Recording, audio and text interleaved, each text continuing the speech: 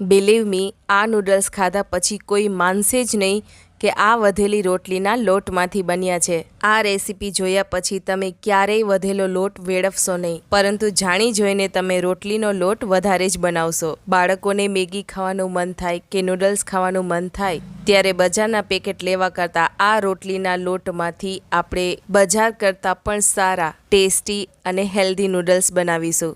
અરે બાળકો તો શું, ઘરના દરેક નાના મોટા સભ્ય આ નૂડલ્સ ખાઈ શકે. એ પણ ક્વિક બનવાના છે, કેમ કે આપણે તેમાં એક જ મિક્સ સોસનો યુઝ કરીશું, જેમાં વધારે પડતા સોસ એડ કરવાની જરૂર નહીં રહે. ઘરમાં વધેલો રોટલીનો લોટ છે તો આજે એમાંથી બનાવીએ એકદમ restaurant style noodles. Video and સુધી જોજો. તો ચાલો જોઈ લઈએ વધેલી રોટલીના લોટમાંથી બનતા નૂડલ્સની રેસીપી. અહીં મેં એક વાટકામાં જે બપોરે લોટ બાંધેલો હતો રોટલીનો એ મેં લીધેલો છે. તે આ રીતે કપમાં એડ કરીએ તો હાફ કપની ઉપર એટલો થાય છે.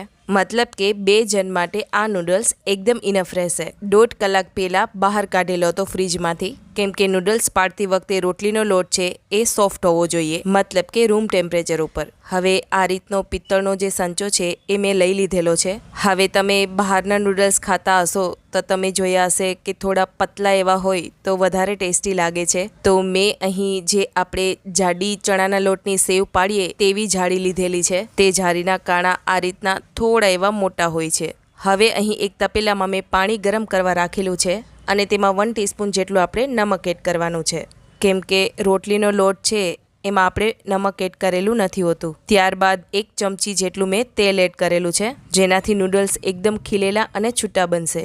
હવે આ રીતે સંચામાં પેલી થીક સેવ બનાવવાની જે ચકરી છે એ મૂકીશું અને ત્યાર પછી આપણે જે વધેલી રોટલીનો લોટ છે એ આ રીતે એડ કરશું. હવે અહીં તમને રોટલીનો લોટ છે એ જો થોડો કઠણ લાગે તો તમે થોડું એમાં પાણી એડ કરીને તેને સોફ્ટ બનાવી શકો છો, કેમ કે સંચાની જે જાળી છે એ આપણે નાના કાણાવાળી લીધેલી છે, એટલે લોટ છે એ અહીં હાર્ડ નહીં ચાલે. જો એ હાર્ડ હોય તો તેને પાણી નાખીને સોફ્ટ બનાવી લેવો. હવે આપણે જે તપેલામાં પાણી ગરમ કરવા રાખ્યું હતું એ એવું લાગે કે ઉકળવા આવ્યું છે એટલે તરત આપણે નૂડલ્સ છે એ પાડી લેવા અને નૂડલ્સની જેટલી તમારે લેન્થ રાખવી હોય એટલી રાખી અને આ રીતે કેચી વડે તેને કટ કરી લેવું. આ રીતે આપણે બધા નૂડલ્સ છે એ પાડી લેવાના છે.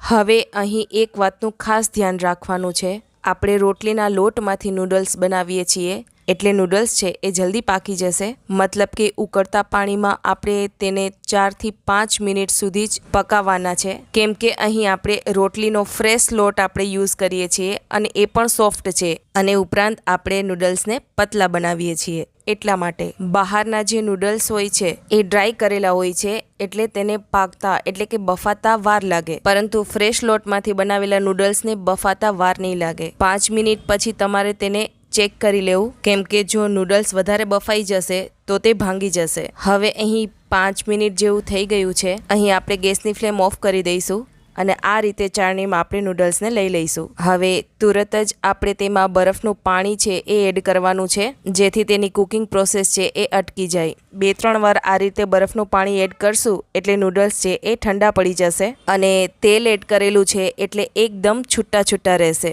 તમને હું નજીકથી બતાવું, તમે જોઈ શકો છો, જોતા જેવું લાગે છે કે આપણે બજારના પેકેટના લઈને આવ્યા હોય. હવે કોઈ પણ પ્રકારના વધારાના સોસ એડ કરવાની ઝંઝટ વગર આપણે આ મિક્સ સોસ છે એ યુઝ કરીશું. અહીં તમે જોઈ શકો છો, અહીં મેં વ્હાઇટ હોર્સનો all in one Chinese sauce લીધેલો છે, જેમાં ગ્રીન ચીલી, રેડ ચીલી અને સોયા સોસ 3 પ્રકારના મિક્સ સોસ રેડી જ આવે છે. એટલે આપણે હવે વધારાના સોસ બધા એડ કરવાની જરૂર નહીં રહે.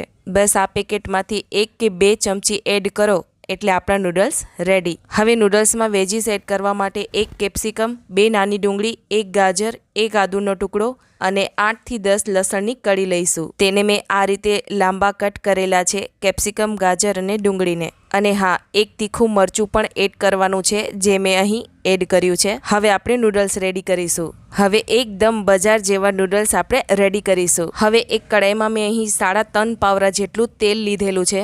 હવે અહીં નૂડલ્સ બનાવવા માટે આપણે તેલ છે એ થોડું આગળ પડતું જ રાખીશું. તેલ થોડું ગરમ થાય એટલે તેમાં સૌ પહેલાં આપણે આદુ, લસણ અને લીલું મરચું જે છે એ એડ કરીશું અને થોડું આ રીતે હલાવી લઈશું. ત્યાર પછી આપણે તેમાં ગાજર, ડુંગળી અને કેપ્સિકમ જે રાખ્યા હતા તે એડ કરીશું અને હલાવી લઈશું. થોડા એવા સંતળાઈ જાય એટલે આપણે તેમાં 1/4 ટીસ્પૂન જેટલું નમક એડ કરીશું, કેમ કે નૂડલ્સમાં આપણે નમક એડ કરેલું છે. હવે આ રીતનો જે હક્કા નૂડલ્સ મસાલો આવે છે તે એડ કરીશું. તે મેં અહીં 2 ચમચ એડ કરેલો છે. ત્યાર પછી અડધી ચમચી જેટલું મરચું પાવડર એડ કરીશું. અને હમણાં જ મેં તમને all in one Chinese sauce જે બતાવેલો તે આપણે 2 ચમચી એડ કરીશું. અને આ બધું મિક્સ કરી એકવાર હલાવી લઈશું. 2 ચમચી જેટલું આપણે ટોમેટો કેચઅપ એડ કરીશું. અને 1/4 ટીસ્પૂન જેટલી આપણે હળદર એડ કરીશું, જેથી નૂડલ્સનો કલર છે એ સારો આવે. અને ફરી આપણે એકવાર હલાવી લઈશું. 2 મિનિટ પછી આપણે એકદમ હેલ્ધી એવા રોટલીના લોટમાંથી બનાવેલા નૂડલ્સ એડ કરીશું. હવે અહીં નૂડલ્સને મિક્સ કરવા માટે એક હાથમાં 1 ચમચો અને બીજા હાથમાં 1 ચમચી એ રીતે 2 સાધન વડે આપણે આ રીતે નૂડલ્સને મિક્સ કરીશું વેજીસ સાથે.